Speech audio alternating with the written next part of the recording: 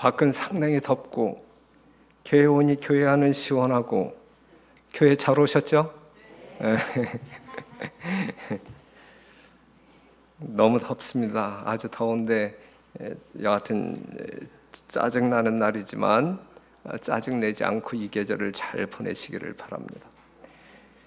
자, 마가복음 9장 30절에 있는 말씀을 먼저 볼게요. 마가복음 9장 30절에 32절 말씀 보면 그곳을 떠나, 여기서 그곳을 떠나 따라가는 이야기는 그곳이 어느 곳이냐면 이제 그 변화산에서 그 경험, 그 산 아래서 이제 그 귀신 들린 아들을 이제 고친 바로 그 지역을 이제 떠나서 갈릴리 가운데로 지날새 예수께서 아무에게도 알리고자 아니하시니 이는 제자들을 가르치시며 또 인자가 사람들의 손에 넘기워 죽임을 당하고 죽은 지 3일 만에 살아나리라는 것을 말씀하시는 연고더라. 그러나 제자들은 이 말씀을 깨닫지 못하고 묻기도 무서워하더라 그랬어요. 변화산 경험 이후 그 귀신 들린 아들을 고친 이후에 예수님께서 이제 제자들을 데리고 이제 갈릴리 안으로 이제 들어가시는데 이때는 다른 사람들에게 소문내지 않았어요. 그냥 이 제자들하고만 이 예수님이 가고 싶었고 머물고 싶었고, 그래서 이 갈릴리 지역에 있는 가버나움 지역에 한 처소를 마련해서 이 제자들과 이제 아주 그 조용한 시간 보내기를 원했는데 그 이유는 무엇이냐면 이제 때니만큼 때가 가까워짐으로 말미암아 이제 예수님의 죽으심에 대하여 부활하심에 대하여 이 구속의 사역, 이 절정을 이 제자들에게 이야기하고 싶었던 이 예수님의 의도가 있었고 집중적으로 제자들을 가르치시고자 하는 예수님의 의도가 있었단 말이죠. 여전히 십자가에 대해서 이야기함에도 불구하고 하늘 보좌를 버리고 이 땅에 오신 예수님의 목적을 이야기함에도 불구하고 여전히 제자들은 완전하게 이해하지 못했어요. 그렇죠? 이 이야기를 들어도, 그 십자가의 사건을 들어도 그냥 무서워하기만 했어요.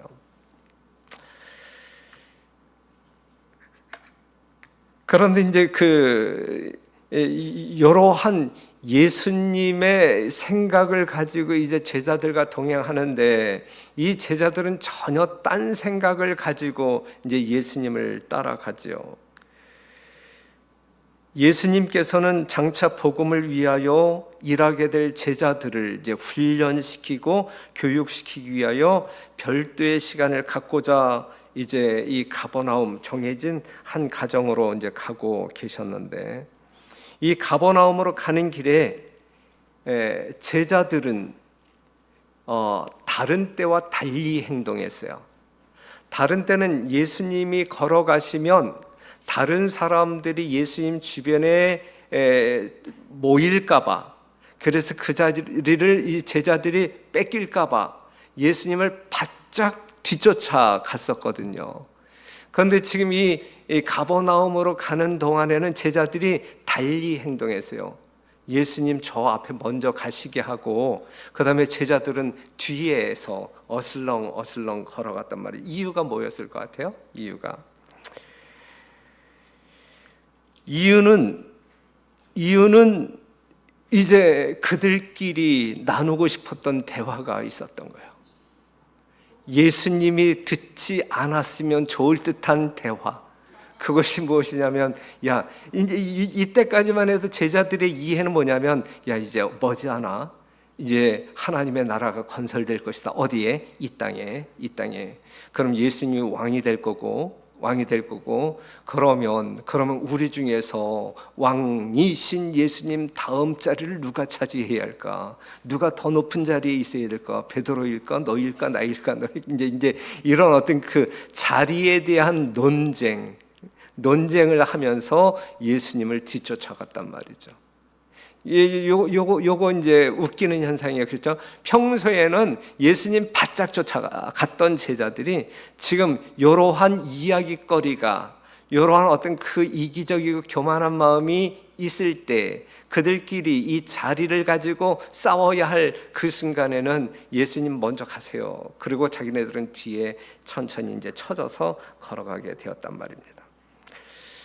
여하튼 이러한 상황 가운데 이제 진행하여 이제 드디어 이제 가버나움에 도착하게 되었는데, 가버나움에 도착하자마자 이제 또 한 이야기거리가 생기게 되는데, 이제 성전세에 대한 이야기가 나와요.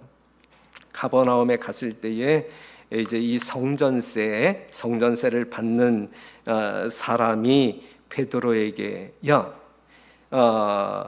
너희 선생님은 왜 성전세를 내지 않니? 내야 되는데, 성전세가 반세겔이에요. 반세겔을 내야 되는데 왜 내지 않느냐? 이제 마태복음 17장 24절에서 묻습니다. 이때 베드로가 뭐라고 이야기하냐면, 니네 선생님은 왜 성전세를 내지 않니? 내야 되는데, 이렇게 이제 물었을 때에 베드로가 뭐라고 대답해? 왜 안 내? 우리 선생님 낼 거야.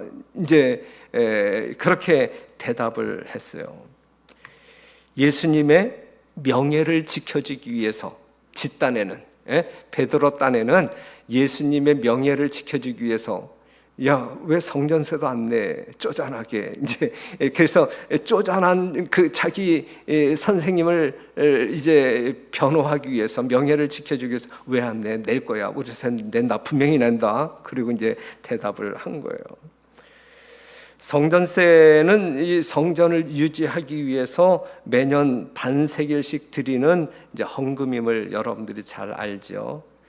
그런데 이 성전세에 대한 이 예수님의 견해는 이 베드로와 달랐어요. 세상 임금들이 왕궁을 위하여 백성들에게 세금을 징수하잖아요. 그렇죠? 이럴 때 왕의 자녀들이 이 세금을 냅니까? 내지 않습니까? 면세야. 면제되거든. 면제. 그 다음에 이제 성경을 본다 할지라도 이 성전세에서 면제되는 대상이 누구냐면 레위인, 제사장, 선지자들은 성전세가 면제되었어요. 하나님의 성전을 유지하기 위하여 징수하는 성전세를 하나님의 아들이 내지 않는 것은 당연할까요? 당연하지 아니할까요? 이건 당연한 거라. 당연한 거라. 예수님은 성전세를 내야 할 이유가 없는 것이거든요. 일단 구약적 배경을 본다고 하게 되면 뭐 제사장, 뭐 선지자 이러한 사람들 성전세 안 냈어요. 오늘날 목회자들이 월정금 내야 돼요, 말아야 돼요?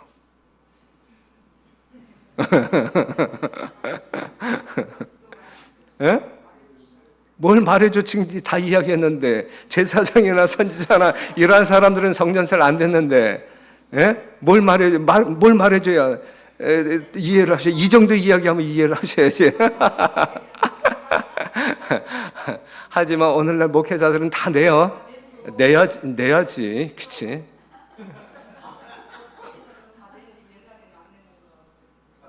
옛날에도 다 냈어요. 그들이 끼니를 걸러가면서도 다 냈어. 옛날에도. 예. 아이고, 그냥 한번 이야기해 본 거예요.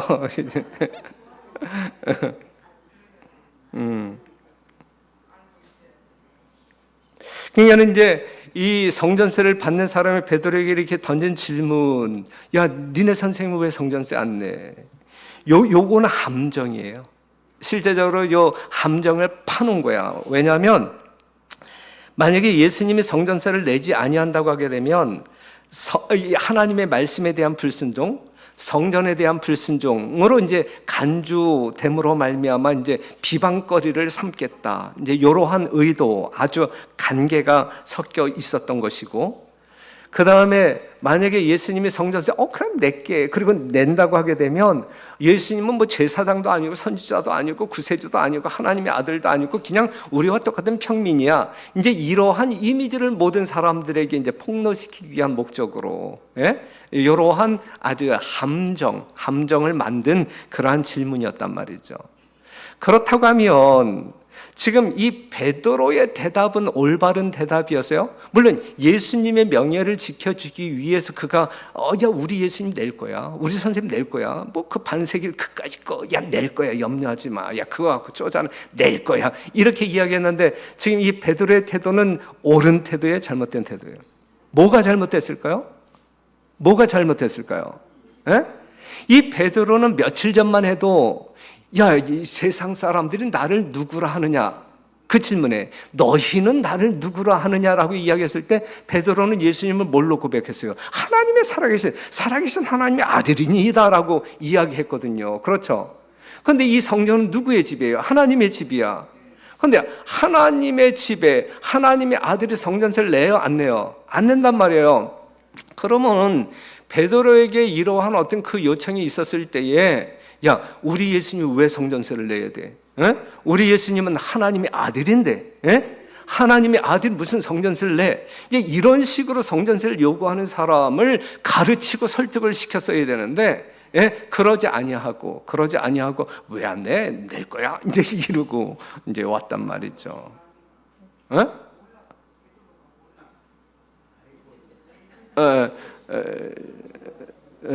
며칠 전에 베드로가 예수님을 하나님의 아들로 인정했단 말이에요. 그러니까 인정했다고 하면 이제 그렇게 알고 있다는 이야기지. 모르는 것이 아니라 알고 있다는 이야기지. 아니까 그렇게 이야기했단 말이에요. 그러니까 이것을 너에게 알게 하냐는 야 네가 아니라 하나님이다까지 칭찬까지 해줬잖아요. 하나님, 예수님이. 그렇죠. 몰랐던 것은 아니고. 그래서 자기의 믿음대로 말하고 행동했어야 되는데 자기의 믿음대로 행동하지 아니했다라는 사실을 여러분들이 생각해 보면 좋을 것 같아요. 마태복음 17장 25절에 있는 말씀 보면 가로되 내신다 하고 집에 들어가니 예수께서 먼저 가라사대 시몬아 내 생각은 어떠하뇨? 세상 임금들이 뇌게 관세와 정세를 받느냐? 자기 아들에게냐 타인에게냐? 베드로가 가로되 타인에게니이다. 예수께서 가라사대 그러하면 아들들은 세를 면하리라 그랬어요.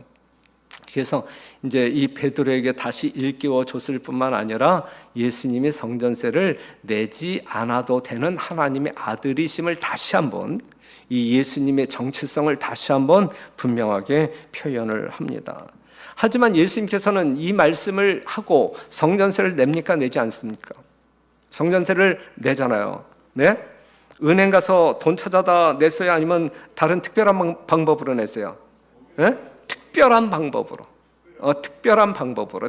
방법으로 냈어요. 자, 일단 성전세를 냈단 이야기는 그 당시 성전세를 받고자 하는 사람들과 논쟁을 계속적으로 하시겠다는 이야기, 안 하시겠다는 이야기예요. 논쟁을 안 하시겠다는 이야기예요. 안 하시겠다는 이야기예요. 논쟁과 싸움을 피하시기 위해서 이제 그 성전세를 내는데, 하지만 성전세를 그냥 뭐 아무런 어떤 그 토를 달지 아니하고 내는 게 아니라 이 베드로에게 지금 이야기한 것처럼, 여러분들이 읽었던 말씀처럼 이것을 다시 한번 이해시키고 각인시킨 다음에 예수님께서 이제 성전세를 낸단 말이에요. 그냥 분명히 이제 알아야 할 것은 알아야 된단 말이죠. 백성들이 알아야 할 것은 알아야 한단 말이죠. 그다음에 특이한 방법으로 세금을 냈어요. 야, 네 낚싯대 가지고 바다에서 물고기 하나 건져 올리게 되면 그 입을 열어봐. 그러면 그 안에 한 세겔이 있을 거야. 그러면 네 거 하고 내 거 갖다 내. 이제 이래서 이제 갖다 냈잖아요. 이렇게 함으로 말미암아 예수님의 신성을 드러내는 거야. 신성. 그냥 하나님의 아들이심을 드러내는 거란 말이죠. 드러내는 거예요. 그래서 그분의 신성을 드러내시고 세금을 바침으로 싸움을 피하셨다. 이 이적을 통하여서 우리는 예수님이 하나님의 아들이심을 확인할 뿐만 아니라 또 하나 확인할 수 있는 것 중에 하나가 뭐냐면 물고기 입을 열었는데 돈이 나왔어요. 그렇죠? 네. 이 세상 만물이 누구에게 속해 있다라는 사실을 지금 보여주고 있는 거예요. 하나님의 것이야. 하나님의 것임을, 여러분들이 소유한 이 세상에 존재하는 모든 것이 하나님의 것임을 이제 말해주고 있는 것이거든요. 그래서 이는 삼림의 짐승들과 천산의 생축이 다 내 것이며 산의 새들도 나의 아는 것이며 들의 짐승도 내 것이므로다. 내가 가령 주려도 내게 이르지 않을 것은 세계와 거기 충만한 것이 내 것이미로라 그랬거든요. 이 세상 모든 것이 다 하나님의 것이다. 그렇죠? 하나님께서 분명하게 말씀하시기를 뭐라고 말씀하셨냐면, 야, 내가 가령 주려 주고도 너에게 손 벌리지 않는다. 여러분들에게 손 벌리지 않는다. 그러면서 뭘 달라고 이야기해요? 11조 달라고 이야기해. 그죠? 예. 그냥 하나님께서 요게 하나님의 마음이죠. 예? 요 성경절 요게 진리예요? 아니면은 뭔가 틀린 말이에요? 이건 분명 하나님의 말씀이고 진리잖아요. 요게 하나님의 본 마음이란 말이죠.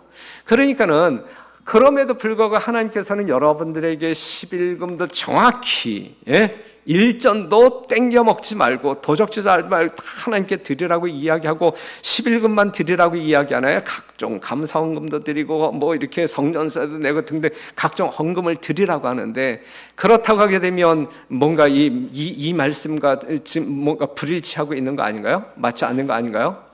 예? 하나님께서 우리들에게 헌금을 요구하시는 것은 하나님을 위한 거예요? 아니면 우리를 위한 거예요? 여러분들이 거기에 대한 믿음이 있나요? 없나요? 예? 거기에 대한, 하나님께서는 여러분들에게 주시기 위하여 받으시는 분이에요? 아니면 여러분들이 있는 것을 강탈하시는 강도예요? 예? 주시는 하나님이라.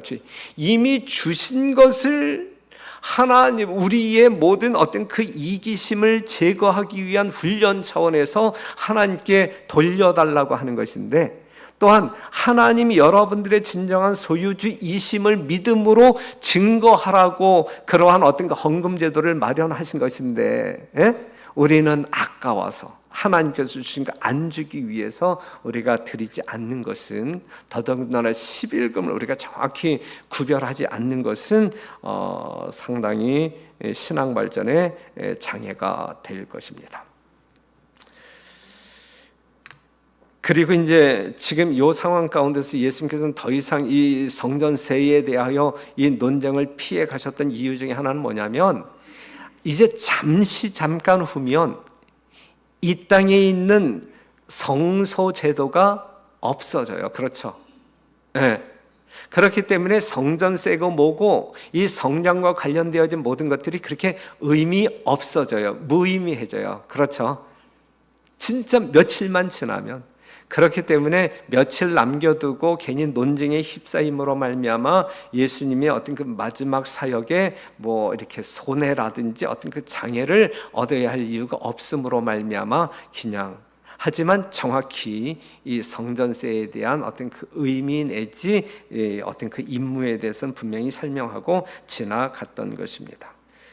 우리도 말이죠, 신앙생활하게 될 때에 어떤 그 기성 질서가 있어요. 기성 질서가.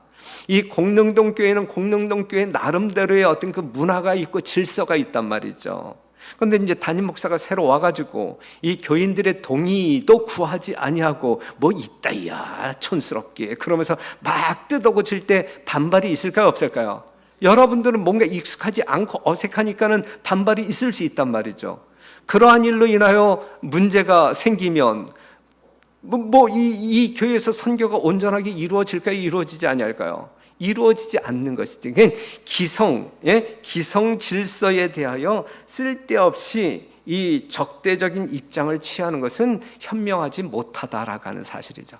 하지만 뭔가 개선이 필요하다고 하게 되면 합의해서 동의를 얻어서 함께 만들어 나아간다고 하게 되면 그것이 또 그리스도의 방법 중에 하나이고, 뭔가 우리가 어떤 그 진보할 수 있는 방법 중에 지혜로운 방법이 될 것입니다.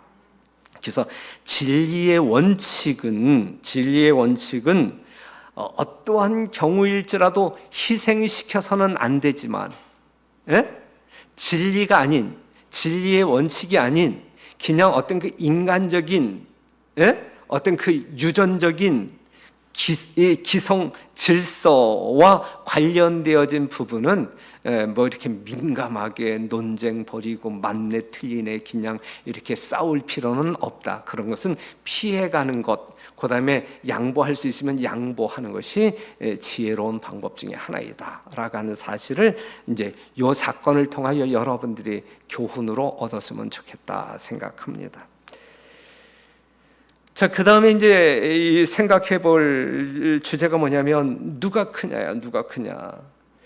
예수님께서 이제 가버나움에 도착한 이후에 이제 집에 들어가서 짐 푼 다음에 제자들 모아놓고, 야, 궁금한 게 있는데 너희들의 행동이 다른 때와 달랐어.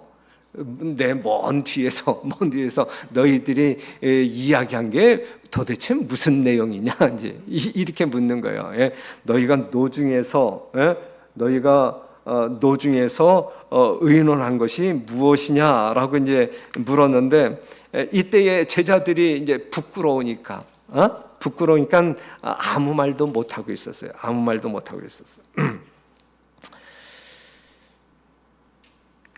그런데 이제 잠시 뒤에 제자 중 한 사람이 묻기를 천국에서는 누가 크니까? 라고 이제 질문을 해요. 자, 이제 요 상황을 보게 되면 한번 봐봐요. 지금 이 분위기 파악을 제자들이 제대로 하고 있어요? 전혀 못하고 있는 거예요. 초상집에 가서 울어야 되는데 지금 그냥 헛탕하게 그냥 농담해 가면서 껄껄껄껄거리고 이런 사람은 분위기 파악하는 거예요? 못하는 거예요? 지금 이 제자들은, 지금 예수님은 이 변화산에서부터 이 모세와 엘리야와 더불어 뭐에 대해서 이야기하고 있는데, 십자가의 죽으심에 대해서, 그리고 예수님은 자꾸 이제 이 갈바리를 향하여 지금 걸어가고 있는 노중인데 그러한 뒷전에서 예수님은 그러한 일로 정말 하나님께 고뇌하면서 피땀 짜는 기도를 드리면서 어떻게 이 십자가를 감당할 수 있을까, 이 구속을 완성시킬 수 있을까, 이 문제를 고민하고 있는데 제자들은 그 뒤에서, 야, 누가 높은 자리에 앉을까, 야, 이번에 총무는 누가 되고 재무는 누가 될까, 이제 이런 논쟁을 하고 있었던, 분위기 파악을 전혀 못하고 있는 거예요. 지금 여러분들은 분위기 파악 제대로 하고 삽니까? 그러한 성도들이십니까? 공릉릉교회 성도 여러분, 하나님의 진정한 어떤 그 사랑의 대상인 공릉릉교회 성도 여러분들은 분위기 파악 제대로 하고 사는, 오늘 기도 속에도 나왔지만 이 뜨거운 이 종말의 어떤 그 징조들을 우리가 피부적으로 아주 체감하면서 살아가고 있는 시점 아닌가요? 그럼 거기에 걸맞게 여러분들의 어떤 삶이 이루어지고 있나요? 만약에 그러한 삶을 살지 못한다고 하게 되면 분위기 파악 전혀 못하는 거예요. 분위기 파악 전혀 못하는 거예요.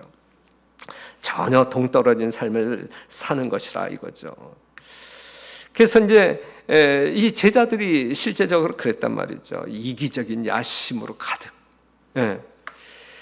그때 이제 예수님께서 이 질문에 대한 대답을 어떻게 하시냐면, 마태복음 18장 3절, 가라사대 진실로 너희에게 이르노니 너희가 돌이켜 어린 아이들과 같이 되지 아니하면 결단코 천국에 들어가지 못하리라. 결단코야, 결단코.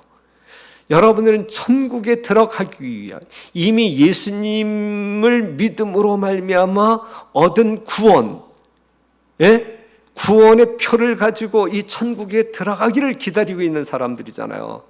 그런데 이러한 이 결단코 들어가지 못할 것이다, 누구와 같이 되지 아니할 때, 어린아이와 같이 되지 아니할 때, 어린아이와 같은 마음으로 신앙생활하지 아니할 때 결단코 들어가지 못하리라.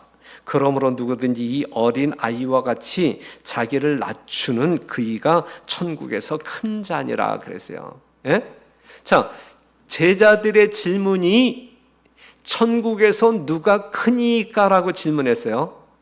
여기에 대한 대답 예수님 명백하게 명료하게 대답했어요. 어떠한 사람? 어떠한 사람이? 예? 어떠한 사람이? 자기를 낮추는 사람이. 예? 자기를 낮추는 사람이 하늘에서 큰 자가 될 것이다 그랬어요. 여기서 가장 낮은 마음으로 사는 사람이 하늘에 가서 가장 큰 자가 될 것이다. 여러분들이 경쟁하려면 이 땅에서 이 교회 안에서 경쟁하려면 높아지려고 경쟁하지 말고 낮아지려고 경쟁하시면 하늘 갈 수 있어요. 그렇죠? 예? 낮아지려고 경쟁하세요. 예? 예. 정말 이 교회에서 어떠한 직분을 맡을 때라든지 어떠한 일을 할 때에 이건 정말 허드렛 일일수록 남들이 넘보지 아니하는 거들떠보지도 않는 일일수록 경쟁적으로 하고자 할 때에 이게 천국에서 큰 사람이 될 수 있는 그러한 사람들이 될 수 있는 거란 말이죠. 마가복음 9장 35절에 예수께서 앉으사 12 제자를 불러서 이르시되 아무든지 첫째가 되고자 하면 뭇사람의 끝이 되며 뭇사람을 섬기는 자가 되어야 하리라 하시고 그랬어요. 우리가 수십 번, 수백 번 들은 말씀이고 들을 때마다 정말 이러한 사람이 돼야지 결심하고 결심했던 말씀들이잖아요. 그렇죠? 그런데 결심하고 결심했지만 여전히 그냥 이렇게 높은 자리를 추구하는 그러한 교만한 가운데 우리가 살아가고 있잖아요. 이 안식일 시간에 다시 한번 이 말씀을 곱씹으면서 정말 낮아지고자 예수님의 온유한 겸손한 품성을 소유하고자 애쓰는 여러분들이 되기를 간절히 바랍니다. 가장 높은 자리를 탐내는 분쟁은 하늘에서 대쟁투를 발발시키고 그리스도를 하늘에서 오시게 하여 죽게 한 바로 그 정신의 역사였다 그랬거든요. 그러니까 가장 높은 자리, 이 교만한 마음, 이기심, 이것은 사단의 정신. 그래서 그 세 번째 줄 후반부를 보면 루스벨이 진실로 지극히 높은 자와 같이 되기를 바랐다면 하늘에 지정된 자기의 자리를 결코 버리지 않았을 것이다. 왜냐하면 지극히 높은 자의 정신은 이기심 없는 봉사에서 나타나기 때문이다 그랬어요. 만약에 사단이 지극히 높으신 자와 같이 되기를 원했다고 하면 사단이 되지 않았을 것이다예요. 왜냐하면 예수님의 정신은 예수님보다 높고자 하는 마음 때문에 하늘에서 반역이 일어났잖아요. 사단이 하나님과 같이 되고자 했다고 하게 되면 그가 결코 사단이 되지 않았을 것이다. 이유는 하나님의 성품 자체가 이기심 없는 봉사에서 나타나기 때문이다 그랬어요. 그런데 루스벨이 사단이 된 이유가 무엇이냐면 사단은 하나님의 능력을 탐했지. 능력에 있어서 하나님과 같이 됐으면 좋겠다야. 사단이 원했던 것은 하나님처럼 닮고 싶다가 아니라 하나님의 능력만큼은 나도 하나님의 능력만큼 되어서 능력자가 되고 싶다. 이 루스벨이 원한 것은 하나님의 능력이었지 그의 품성은 아니었다거든요. 그래서 사단이 된 거예요. 여러분들이 하나님처럼 되어야 된단 말이에요. 예수님처럼 닮아야 된단 말이죠. 예수님의 온전하심과 같이 온전해져야 된단 말이죠. 그러니까 우리는 하나님의 품성을 닮아야 돼. 품성을.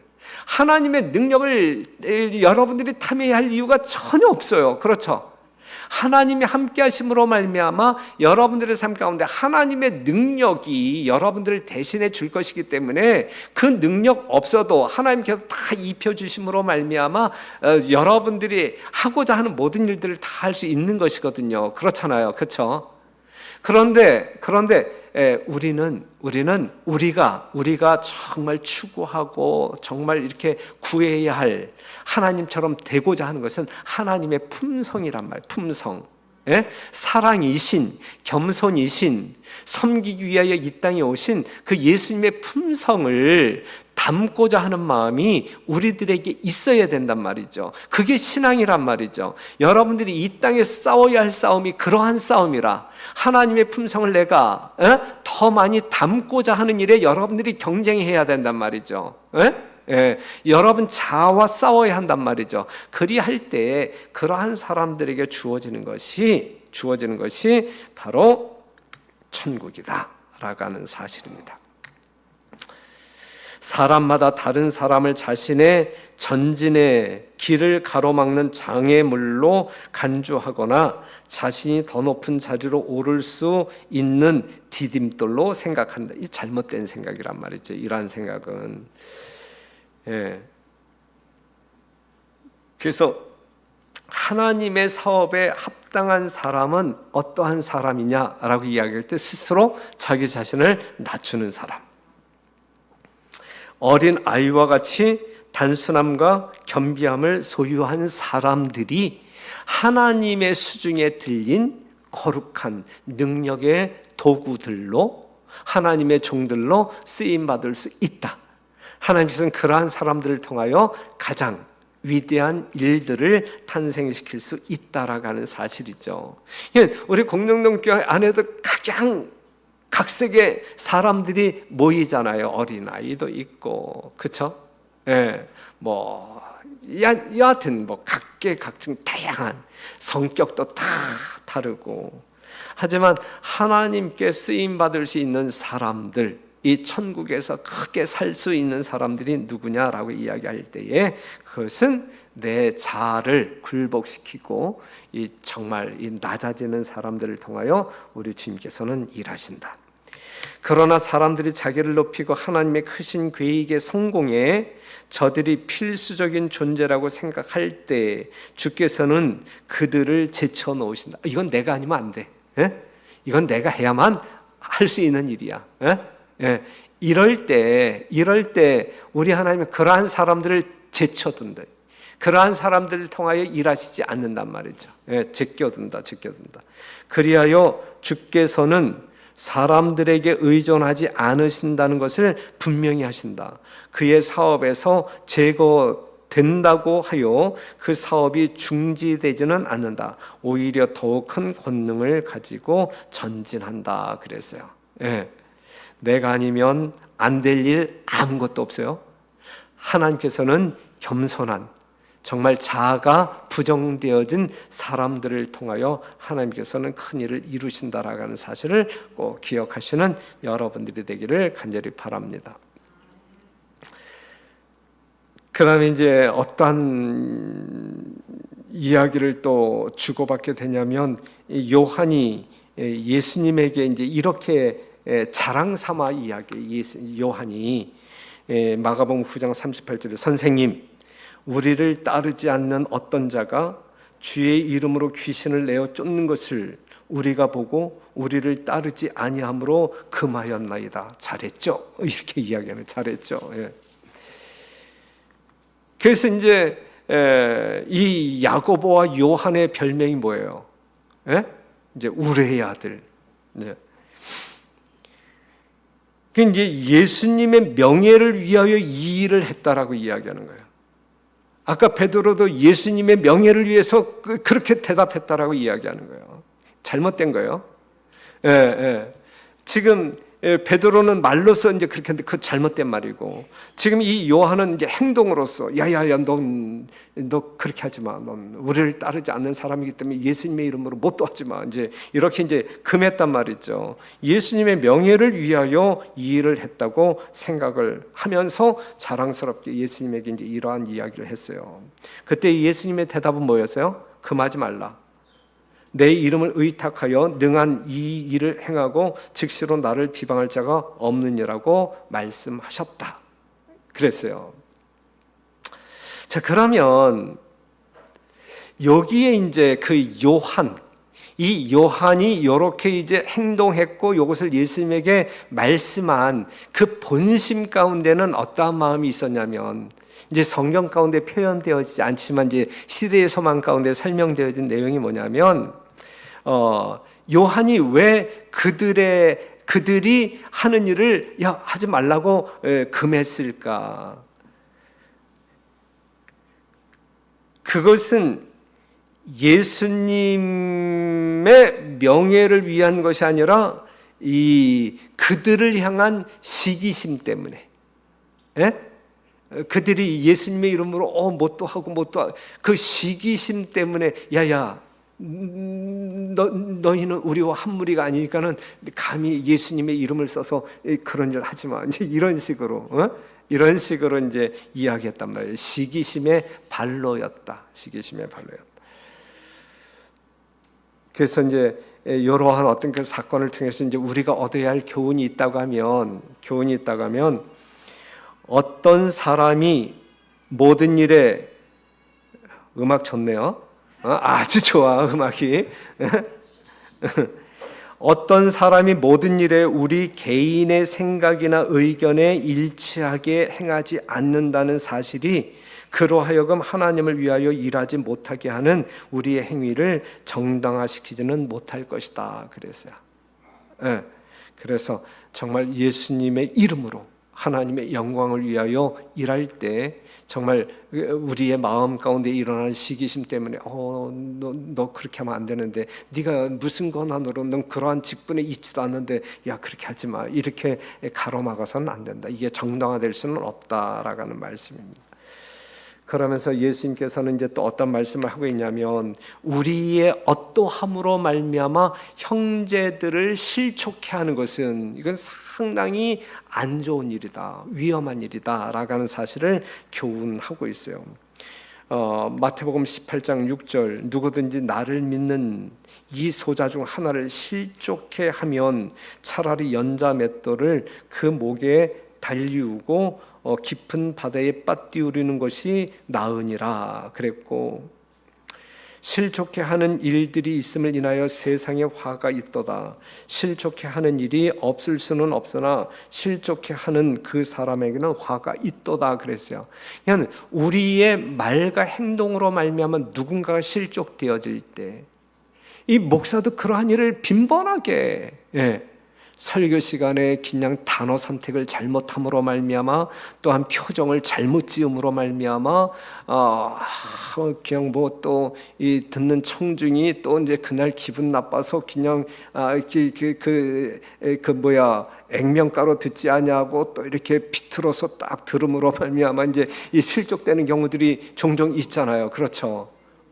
이게 제가 이제 또 쓸데없이 가끔 농담하는데 이 농담을 또 이해하지 못함으로 말미암아 진짜 이렇게 그러한 경우 제가 부족한 사람이고 실수가 많은 사람이기 때문에 경험을 많이 하거든요. 경험을 많이. 지금 여기 앉아 계신 분들 중에서 또 저 때문에 뭔가 교회에 나오기 싫은 분들, 하지만 억지로 하나님 때문에 나오신 분들이 있을 수도 있어요. 그렇죠? 우리가 서로 그렇단 말이야. 서로 그렇게 할 수 있는 가능성들이 있단 말이죠. 하지만 실족해 하는 그 사람에게는 화가 있도다 그랬거든요. 그러니까 우리의 언행으로 말미암아 다른 사람들의 신앙에 걸림돌이 되어서는 안 된단 말이죠. 안 된단 말이죠. 그러한 일을 해서는 안 된단 말이죠. 그래서 몸을 죽음에서 구하기 위하여 발이나 손을 절단하거나 심지어 눈을 빼버리는 일이 있거든. 당시에는 있었단 말이에요. 하물며 영혼을 죽음에 이르게 하는 죄를 버리기 위하여는 얼마나 더 힘써야 할 것인가. 우리가 이 세상 논리에 의하여 어떠한 사람에게 피해를 입혔을 때 정말 양심이 괴로워서 심지어는 자살하는 사람들도 있잖아요. 그렇죠? 그런데 우리가 영적으로 이 영원한 생명을 죽게 한, 그렇게 실족해 한 그 일은 얼마나 더 중대하냐라고 하는 사실을 말하고 있어요. 상당히 중대한. 그래서 어느 누구도 나로 인하여 이렇게 상처받거나 실족하지 아니하도록 늘 자기 단돌이, 영적인 단돌이 매우 중요해요. 매우 중요해요. 그래서 내일 그 설교 시간에는 이 말에 대해서 좀 한번 해보려고. 말에 대해서, 이 성경에서 이 언어 생활은 어떻게 해야 하는지, 이 말에 대해서 한번 여러분들과 함께 묵상해 보려고 합니다. 그 다음에 이제 교회 생활을 하다 보게 되면 이제 지속적인 이 범죄자들이 이제 있는데, 이제 이러한 사람들을 하나님께서는 어떤 식으로 이제 대처하도록 권면하시냐면, 여러분들 잘 아시는 대로 일단은 1대1로 상대하여 그 문제를 풀어야 된단 말이죠. 우리가 제단에 제물을 드리기 전에 이제 형제들과 뭔가 어떤 그 불협이 있을 때에 그것을 화해하고 예배에 참여하도록 우리 하나님께서 원하시잖아요. 근데 말을 안 들어. 말을 안 들어. 그렇죠? 말을 안 들을 때는 이제 두세 사람이 함께 감으로 말미암아 증인 삼아서 또 권면해야 돼. 그럼에도 말을 안 들어. 그럴 때는 교회 이름으로, 이제 총회 이름으로, 지금 뭐 이제 이렇게, 이거는 지금 다 권하는 거예요.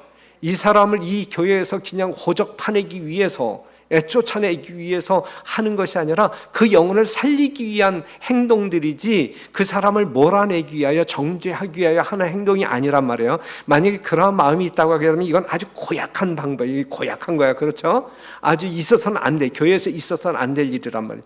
그 영혼, 잘못된 길을 계속 고집하고 있는, 그리하여 이 다른 영혼들에게와 이 교회에 또한 하나님의 영광이 누가 되는 이 범죄 행위를 계속하고 있는 사람들을 권면하여 회개로 이끌기 위한 과정이란 말이죠. 그래서 1대1로, 그 다음에 두세 사람이 함께, 그 다음에 이제 교회 이름으로. 여기서 이제 우리가 분명히 알아야 할 것은, 만약에 누군가가 이제 교회의 어떤 그 총회의 결의로 말미암아 출교를 당했다, 출교를 당했다. 이럴 경우에 우리 농명책에서 이름이 이제 빠져버렸을 때 그 사람이 우리 교회에 나오는 것까지 막아버려야 되나요?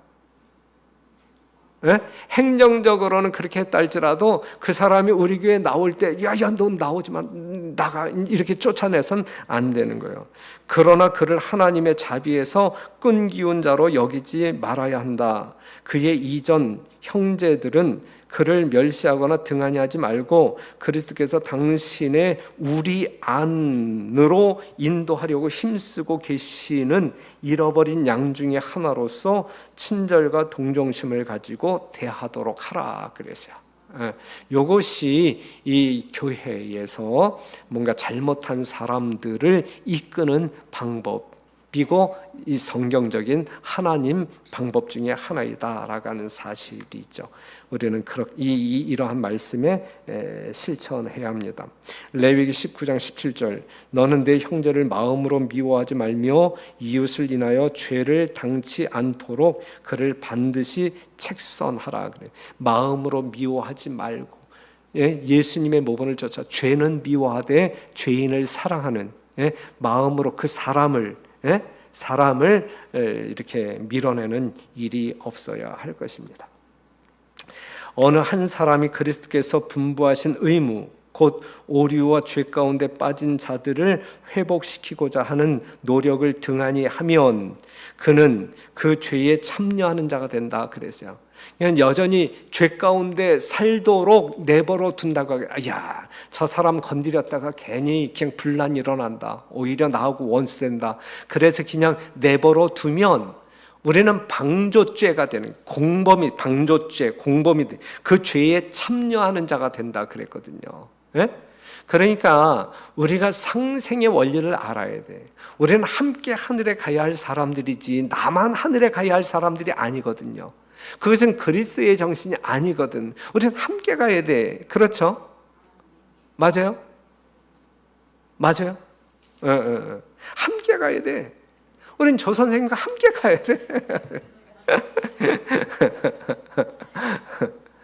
그러니까 이것이 우리들의 마음, 어떠한 우리, 예수님을 참되게 믿는 우리들의 마음이어야 된다라고 하는 사실이죠.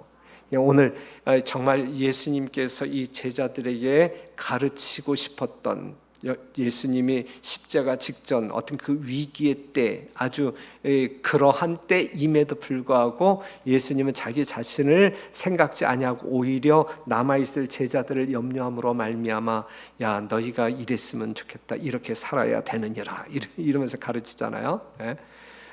제발 어떤 그 분위기 파악 못하는 성도들이 아니라 영적인 안목이 밝음으로 말미암아 시대의 징조를 분별하고 이 시대에 합당한 성도들의 모습이 어떠한 모습인지 추구하는 여러분과 제가 되기를 간절히 바라는데, 일단 천국에서 큰 자가 되기 위하여 이 땅에서 작은 자가 되도록, 우리 공릉동교회에서 작은 자가 되도록 서로 노력하는, 그리하여 하나님께 영광 돌리는 여러분과 제가 되기를 간절히 바라면서 말씀 마치겠습니다.